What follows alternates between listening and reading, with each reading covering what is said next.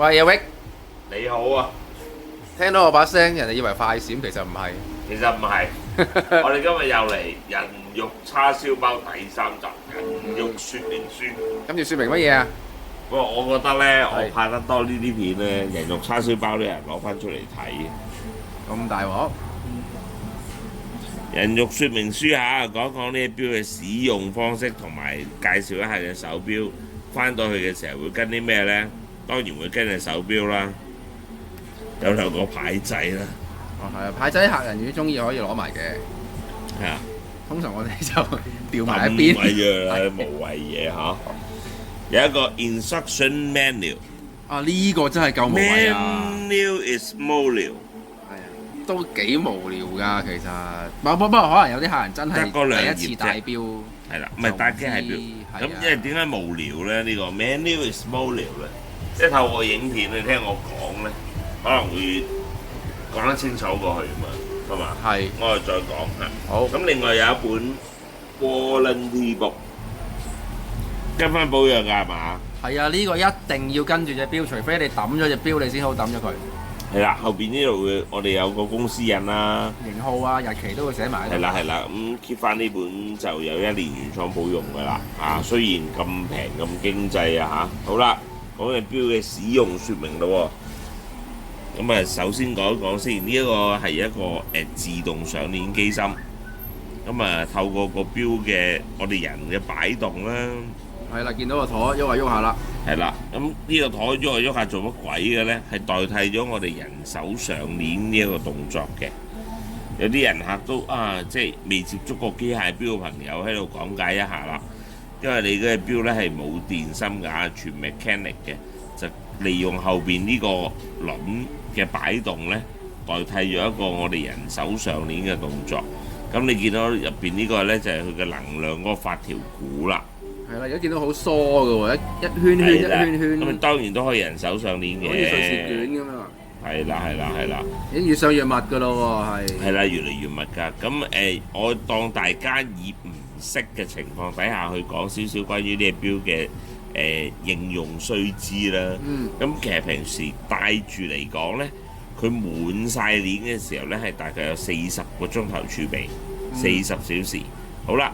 咁我自己習慣戴機械錶，每朝起身咧，因為瞓覺都翻到屋企啊，擺低隻錶，大概10零個鐘度啦，已經即係你瞓覺8個鐘啦，再翻到屋企又2、3個鐘，咁咪加埋10零個鐘咯。咁第二朝攞翻起嘅時候，係咪都會行咧？其實佢會行嘅，但係通常咧已經去到鏈尾㗎啦。咁朝頭早起身戴之前上一上先，幫佢食早餐。上10下，10下到啦。係。咁你再佩戴翻咧，你個錶就保持住一個好穩定嘅狀態，就唔會餓住個肚出門口啦嚇。即係我哋如果平時拎上手擺低一段時間。手錶都係㗎，佢雖然係一隻自動錶，冇需要上鏈嘅。係。咁但係出門口之前，通常我都用手動上一上鏈，幫一幫佢個動能先。咁等佢食飽少少啦，先出門口。咁之後我出到街就手揈揈㗎啦嘛。係。咁咪用翻個陀自己幫自己上鏈咯。明白。就咁嘅。咁當然啦，有啲譬如唔係個個好似我咁喐身喐勢㗎嘛，鬼死咁多動作㗎嘛。可能有啲朋友係做寫字樓嘅，就更加需要留意呢一點啦。因為可能佢翻到公司都係成日坐咗喺個電腦面前。好少喐嘅個手部，係啦，嗰啲可能戴咗成日都上唔到鏈，跟住就我做按摩唔同喎，我做按摩啊成日喐㗎，但係如果唔係我做寫字樓好少喐，咁你錶梗係冇動力啦，因為佢唔會戴住就行㗎嘛，佢戴住靠我哋喐㗎嘛，咁變咗有啲人客唔係太了解，以為個錶上鏈上得唔好，咁最好補一補鏈咯，朝頭早係嘛，咁跟住另外啦，校時間好簡單啦。睇幾粒錶的，咁順時針方向校咯。呢隻錶咧係可以拉得停嘅，有啲機芯咧拉粒錶的停咗㗎啦喎，嗰個擺落唔停嘅。咁呢隻係拉得停嘅呢個機芯。咁校完啦，撳翻落去，咁佢又行翻啦，係嘛？咁玫瑰金咧講少少要注意嘅。因為玫瑰金呢啲唔係真嘅玫瑰金嚟嘅，用得耐呢會有褪色或者變色嘅情況。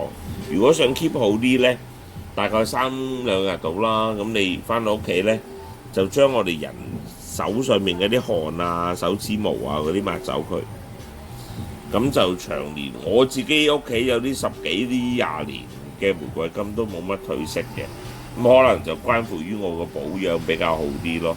即係 keep 住乾淨就係啊，因為啲汗咧始終有啲係即係會揦到嗰啲電度啊，令到啲電度會有少少褪色咁嘅。咁啊，仲有一方面要注意一下啦，關於皮帶嘅。咁呢條皮帶就新買翻嚟嘅時候，我覺得都幾硬啊！你睇下。咁咧佢有撐住晒喎。係啦，有個活動扣，有個所謂嘅固定扣。咁戴嘅時候一扣完，如果我夾硬要去收落個呢個扣嗰度咧，會將條帶屈得好緊要啊！條帶好痛啊！佢咁硬嘅時候，咁我建議頭2個星期就咁覆落嚟，用個活動扣去扣住佢先。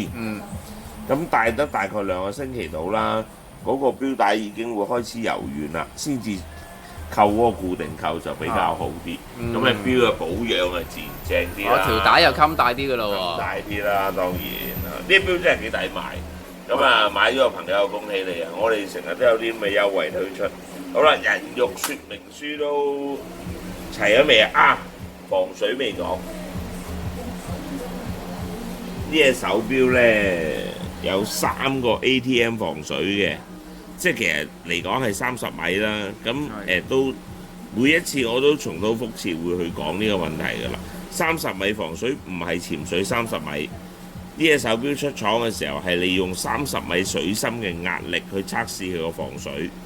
咁30米嘅防水壓力防水呢，如果喺手錶嘅實用情況底下嚟講，即係屬於日常生活用防水嘅咋，即係洗下手啊，落下雨啊。係啦，你就唔好睇住30米就覺得佢真係30米啊。係啦，我話俾你入晒。係啊，游水都唔係幾好啊！呢一隻30米即係普通生活用嘅啫。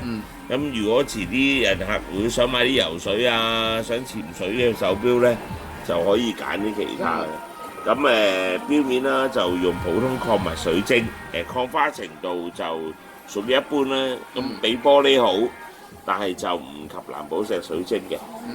係啦，咁大致上要注意嘅地方都講晒㗎啦。好，人肉說明書啊，希望大家中意啦，enjoy你嘅手錶啦，拜拜。